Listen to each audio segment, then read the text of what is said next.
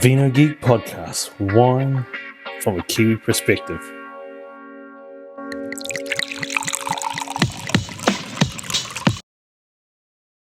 Welcome to the very first YouTube episode of Vino Geek. Up until now, I've been audio only, but it's time to move into the video realm. So this episode is going to be basically about me, about the podcast, about all those little things, so you know exactly what we're doing here. For those of you who are new to me and what I bring, and also a refresher for those who have been listening to the audio version of the podcast, and let's be fair, those of you who have listened to the first one will know how poor the sound was and how nervous I was. I mean, talking about myself was pretty difficult a year and a half ago, but now it's, quite easy actually. Looking at myself and then a text message just comes through as a shout out to you, Jude. Your text message just as I'm recording this. So those of you who don't know, Jude from the Bistro, a good friend of mine, and obviously has contributed to the podcast and will be on very soon. So anyway, that's that aside. So this podcast, Vino Geek Podcast, I'm Grant, the host, and it's really just about helping decode and declassify, demystify wine from a Kiwi perspective. I mean, there's so many podcasts out there that wine podcasts that are a little bit unrelatable. I mean, while they do cover off things to do with wine, they are doing it from a totally foreign perspective. So, like, sort of, they're based in England, so the wines tend to be wines that you can only get you can't get in New Zealand. Same with the American episodes, very different. And so this is what I'm here to help change, is really focusing from a Kiwi perspective and from Kiwi thought processes, because we look at wine and we drink wine differently to everybody else, just like every country has their own culture and their own ways of drinking. And whether it be me wanting to enlighten drinking, changing patterns, or just making people more aware of what's going on, and just helping them explore and find new ways of drinking and new wines to drink. So that's what this is. We also, I'd like to get in guests regularly, and I've been holding off this year having guests until I launched the YouTube channel, because I wanted, I just wanted to do it all this way. And talking to different people like Jude from the Bistro, he is a one-man band as far as he is the head chef, he is the sommelier, for want of a better term, of his restaurant. So he does everything. He's the alpha, the omega, he does that. Talking to importers and the pitfalls about importing, and as I have done it previously on the audio, and definitely go check them out, talking to a former wine judge, Ian Isaacs, about what goes into judging wine. How wine's judged at shows and what have you. I'm trying to help bridge that gap. Fill in the blanks for people. The general public don't know a lot of these things. I've been blessed because of my life and wine, and I will break that down very shortly about what I've experienced, and I want you to all know these things, or at least have an idea of these things, because it'll make your journey with wine, your experience with wine, that much better. And so that's what this podcast is about, is to do. So, myself, I've been involved with wine for over 2 decades. So I started off in restaurants, and I was blessed just the way things fell into place. I became a bar manager of a hotel restaurant very early on in my career, and whilst I didn't know anything, and I think about the wine list that I produced back then, it was quite horrendous. Cool little wines on there, but just no idea on how to produce a wine list, and had no real interest in wine until one night. And one thing I get all my guests to describe on in the episode is their wine aha moment. That's what I call it. That moment when you realise there's so much to wine, and I want to make it my professional habit as part of my profession. And for me, it was, and I have talked about this in my very first episode, and again since, but I will sort of go over it. I basically was invited to dinner with Daniel Kemp, was the former owner of the Batch, which was the restaurant at the time, and he is now the owner of Kemp Rare Wines or Great Little Vineyards, depending on which side of the company you deal with. Him and a wine rep, and they were trying to one up each other over dinner. And I was stuck in the middle. I didn't have to pay for anything apart from the beers once we left the restaurant, which I tell you, the wines that were coming out, it was the cheapest night out I've had. But yeah, the wines, the caliber of wines that were on display blew my mind and made me realize there was so much more to wine than what I ever thought. And since then, I've just made it my my professional life to learn more and know more about wine. And where I can, I've really wanted to help others understand and experience the same things that I have, because what's knowledge without sharing? This for me, I believe that God blesses you with knowledge in order to share and to help with others. And so that's what this podcast is about: is me sharing my love and my experience and my knowledge that I've gained.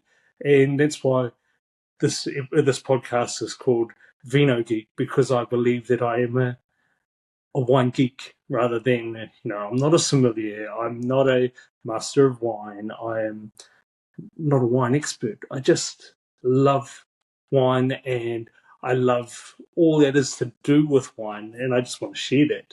And so that passion and that what I've acquired. So yeah, from there I spent my several years in hospitality, specialising in food and wine. I started actually in the kitchen as a commis chef, so I got to know basic processes of what happens in the kitchen and what goes into dishes, so I could then okay, this is what's done. Maybe we need this type of wine to match with this, or what have you. And tell you, you'll hear some memorable pairings that I've come across over the years, mainly by accident, but obviously there's been some design in there, but still one of those, until I got disenchanted with service. And this is something that a lot of people do.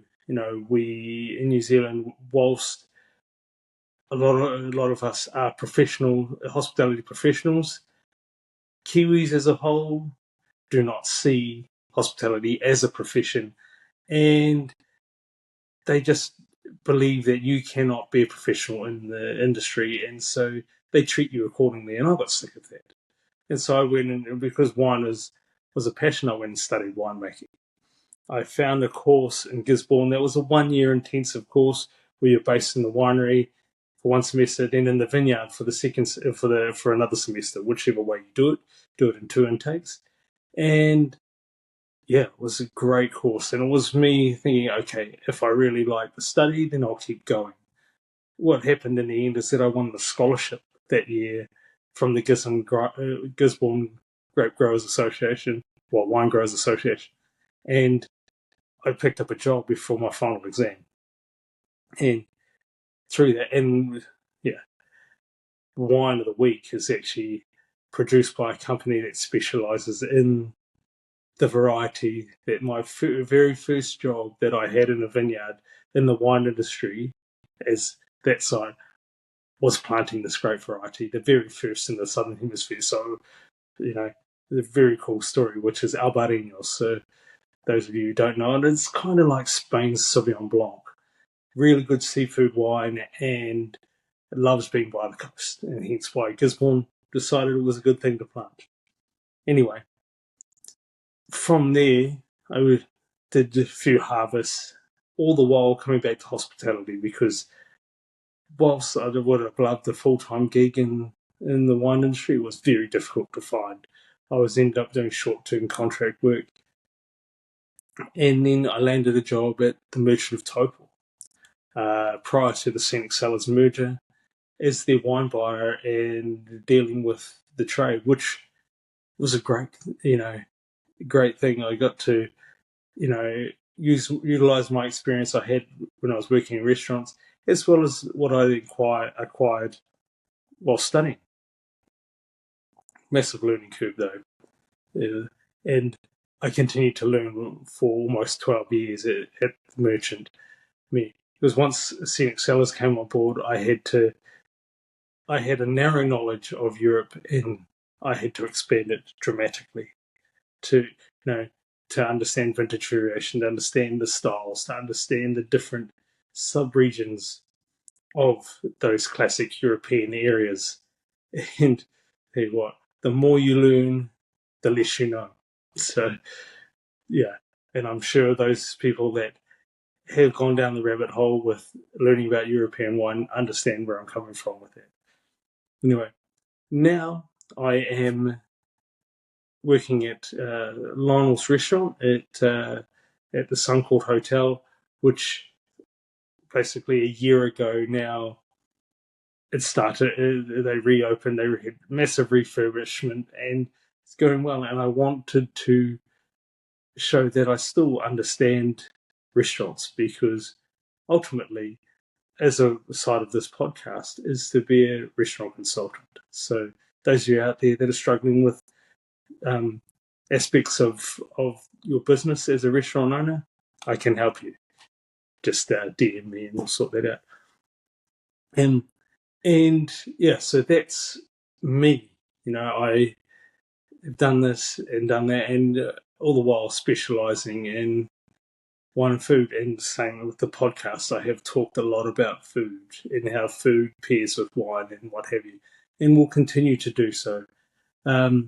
Yeah, and just at the end of the day, just like you, I just love having a delicious glass of wine, and got one right here. This is not the wine of the week, but it's still delicious all the same.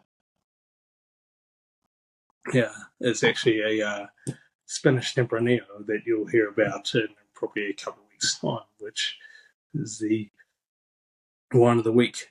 It's actually, probably a day too long. I thought it would just fall over today, but it's day 3. So one thing, we'll talk about this one.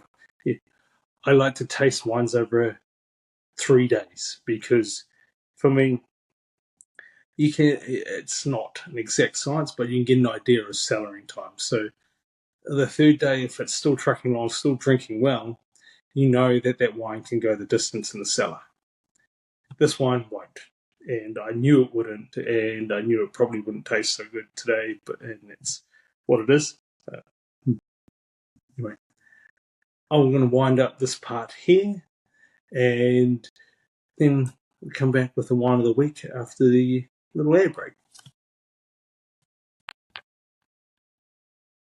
Just taking a quick pause in the episode to remind you to like, subscribe, comment, and come and follow me on socials too.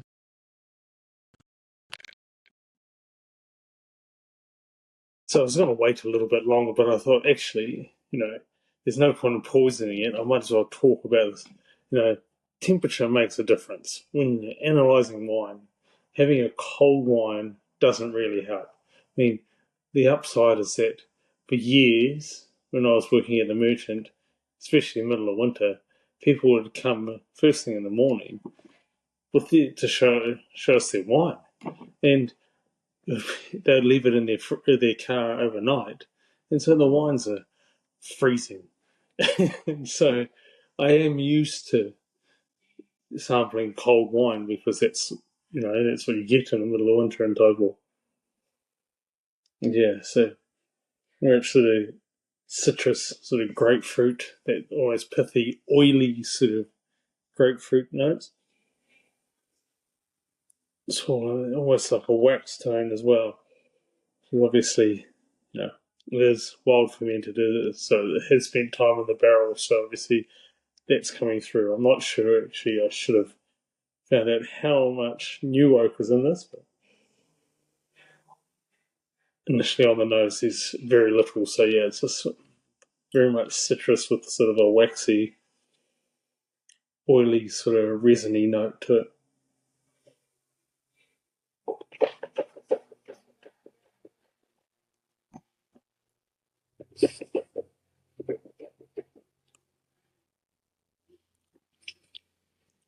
Hmm. So yeah, on the palate, very much as I expected.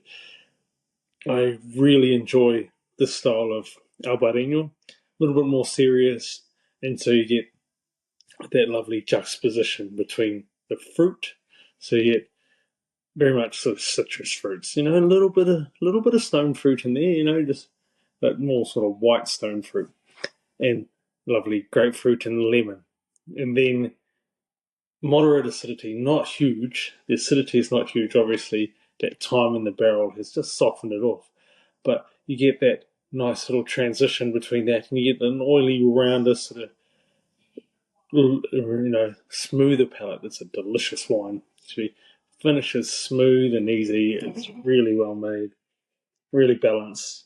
I mean, it's hard to fault it as an Albarino. It's really delicious Albarino. I mean, yeah. My benchmark is Galita Albarino, which is the Pasos and Nordens. When I tried it, it was actually rated the best Spanish white wine. So that particular vintage. So yeah, it's a great benchmark because it means that yeah, it's either as good as if, and this is every bit as close to being as good as that. Really is a delicious wine. So I'd even go so far as to give it a 96 out of 100. Only thing potentially letting it down is just the length. It's a little bit short, a little bit shorter than I'd like. I'd like a longer length. Had a longer length, I'd give it more. Just a little bit clipped on the finish. Delicious wine as far as dishes go. Rich seafood, fish, but also chicken and pork. It has enough weight to take on those sort of dishes. Um, Vegetables, I mean, where would I go for sort of vegetables? This time of year being sort of autumn, winter, if you're going to drink something like this, then go with something like a celeriac soup. That would be quite tasty. Yeah, something not too overbearing, not too powerful as far as sweetness, and so no pumpkin or things like this. Sit quite, leek and potato would work. Yeah, but yeah, it's all in all delicious wine, and I'm going to enjoy drinking the rest of the bottle. So yeah, shout out to Ollie from Albarino Brothers for giving me the sample. It's delicious wine, and yeah, great example of Albarino. So yeah, as I said, 95, was it 96 out of 100 and 19.5 out of 20. Cheers. So yeah, also as far as next week is concerned, I really don't know. So because of how I'm recording this, so I will get back to you with that. Yeah, this you'll see a separate recording for that. Yeah. So as you would have noticed in little recording of the wine of the week, I actually forgot to mention the wine. So it was actually the Albarino Brothers Wild Ferment Hawke's Bay Albarino 2024. Yeah. So it's just adding that little bit in there, which a little bit embarrassing that I forgot it, the whole analysis and no mention of the wine. So that's the wine. Okay, so next week we are going to cover off the New Zealand Organic wine awards for 2025. We're going to talk about the results and you thought of the winners, and go from there. So that's next week, and this is something I do every week, just so you know, just to give you a little teaser of what's coming up. However, there are times when I do change because something comes up, whether there's been an article about something or what have you. As we all do, we've got to change these things up and cover what you want to hear and what is relevant. But anyway, that being said, as always, thank you for joining us instead of just listening. Sante and God bless.